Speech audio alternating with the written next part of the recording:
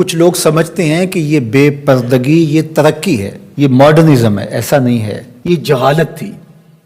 کعبۃ اللہ کا طواف برہنہ کیا جاتا تھا. تو برہنگی یہ جدت نہیں ہے، یہ قدامت ہے.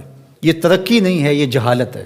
اس سے اسلام نے نکالا ہے اور پردے کی طرف اسلام انسانیت کو لے کر کے آیا ہے. کان رسول اللہ صلی اللہ علیہ وآلہ وسلم اشد حیاء من اظراف خدرہا. کمواری لڑکی پردے میں لپٹی ہوئی جس طرح حیادار ہوتی ہے، حضور اس سے بھی زیادہ حیادار تھے. تو یہ ہمارا دین ہے. لیکن مغرب اور لادینی قوتیں جانتی ہیں کہ پردہ اسلام کا شعار ہے، اور انہوں نے پہلے اس کو کمزور اس طرح کیا جس طرح ایک رواج کسی نے کہا. بعض بڑے بڑے چینلز کے اوپر بیٹھ کے نام نہاد مفکرین کہتے ہیں یہ عرب کلچر تھا. عرب کلچر تو برہنگی تھا. عرب کلچر تو برہنہ طواف کرنے کا تھا. گھروں پہ جھنڈے بدکار خواتین کے چھتوں کے اوپر عرب میں لگتے تھے. تو یہ پردے کا تصور کلچر نہیں ہے، بلکہ یہ سنت زہرا سلام اللہ علیہا. اللہ کے محبوب نے فرمایا ہر دین کی کوئی الگ شناخت ہوتی ہے، الگ پہچان ہوتی ہے. ہر دین کا ایک الگ نشان ہوتا ہے. تو اسلام کی وہ خاص چیز، وہ خاص نشان، خاص پہچان پردہ ہے، حیا ہے.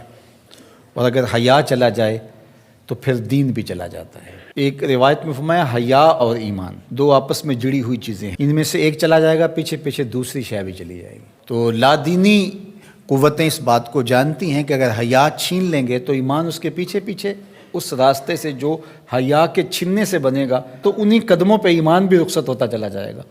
تو لہٰذا ان کو یہ کہو کہ تم ترک ایمان کرو تو یہ تو کبھی راضی نہیں ہوں گے. تو اس لیے انہیں پردے کا ترک کروایا جائے، انہیں حیا کے جوہر سے محروم کیا جائے تاکہ یہ ایمان کے جوہر سے بھی محروم ہو جائیں.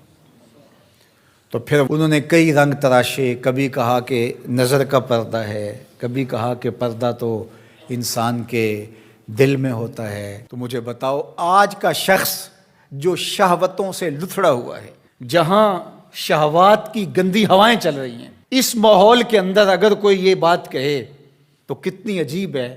جس ماحول میں تقدس کی باد صبا چلتی تھی اور وہی اترتی تھی اور جبریل کو وہی لے کر کے آتے صحابہ نے دیکھا تھا، اور قرآن اترتا تھا اور قرآن پڑھانے والے سکھانے والے خود صاحب قرآن تھے. وہ صحابہ ان کو جب پردے کا حکم دیا گیا اور ان کو نظریں نیچی رکھنے کا حکم دیا گیا تو میں اور آپ کون ہوتے ہیں؟ جب ابو بکر و عمر کو کہا گیا کہ نگاہوں کو نیچا رکھنا، جب عثمان و علی سے کہا گیا کہ نگاہوں کو نیچا رکھنا، جب سیدہ عائشہ، حضرت ام سلمہ، حضرت میمونہ، حضرت زینب، سیدہ فاطمہ تو زہرا سے کہا گیا کہ تم اپنے پردے کی حفاظت کرنا، تو مجھے بتائیے اس تقدس مآب ماحول کے اندر بھی جب پردہ کرنے کے لیے مومنوں کی ماؤں کو حکم دیا گیا اور ابو بکر و عمر، عثمان و علی عشرہ مبشرہ جن کی جنت کی ضمانت بھی رسول اللہ نے دی ہے، تو جب ان کو بھی کہا گیا کہ نگاہوں کو نیچا رکھنا تو میں اور آپ کس شمار میں ہیں؟ تو یہ ایک نفس کی کہانی ہے جو ہم گھر کے بیٹھ گئے کہا کوئی بات نہیں جی پردہ تو دل کا ہوتا ہے. بحالت مجبوری خواتین کو گھر سے نکلنا پڑتا ہے، لیکن اس میں بھی اس کو تاکید کی گئی کہ تیرا پردہ کسی صورت کے اندر بھی ختم نہیں ہونا چاہیے. میں خراج پیش کرنا چاہتا تھا یہاں ہماری ہمسائیگی کے اندر اس خاتون کو جس نے اللہ اکبر کا نعرہ لگا کر کے بتلایا کہ یہ امت ابھی بھانج نہیں ہوئی. اس امت میں آج بھی بیٹیاں موجود ہیں جو اپنی آبرو پر پہرا دے سکتی ہیں، اور یہ حالات بتاتے ہیں کہ یہ امت مرنے کے لیے نہیں قیامت تک قائم رہنے کے لیے پیدا ہوئی ہے انشاءاللہ.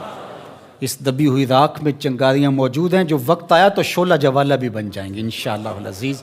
اقبال نے ایک بات کہی تھی، اگر پندے ز درویش پذیری ہزار امت بمیرت تو نہ میری، بطول باش و پنہا شو ازیں اثر کہ در آغوش شبیر بگیری. اقبال کہتا ہے اس فقیر کی ایک بات مان لے، ساری امتیں مر جائیں گی، امت مسلمہ تجھے زوال نہیں آئے گا. اور وہ کیا؟ بطول باش، بطول بن جا اور زمانے کی نظروں سے پوشیدہ ہو جا، پھر تیری آغوش میں بھی حسین ابن علی جیسے بیٹے جنم لیا کریں گے، ان کے جانشین تیری گود میں بھی پیدا ہوں گے. تو اس لیے پردہ ہماری شناخت ہے. آج جو کہتی ہیں جناب پردہ پردہ یہ کیا ہے، یہ تو کٹھ ملا کی اصطلاح ہے. کچھ بولتی ہے جناب یہ دقیانوسیت ہے، کوئی کہتے ہیں یہ زمانہ قدیم کی کہانیاں ہیں. جب قبر میں اتریں گے تو اس وقت مرد کے لیے 3 چادریں، عورت کے لیے اسلام نے پھر بھی 5 چادریں رکھی ہیں اس وقت. اس کا کفن بھی الگ رکھا ہے اس لیے کہ وہ پردے کی چیز ہے. تو کیا کوئی عورت کہتی ہے کہ مجھے اسکرٹ میں دفن کر دیا جائے، میں بے پردہ قبر میں جانا چاہتی ہوں؟ اس وقت تو سب کہتے ہیں تنیاں بھی باندھ دی جائیں، اس وقت محارم قریب آ جائیں جو لحد میں اتاریں. تو اگر زندگی کے بعد بھی پردے میں لپٹ کے جانا ہے تو ساری زندگی سیدہ فاطمہ کی غلامی میں بسر کر دیے جائیں، ان کی کنیز بن کے زندگی گزار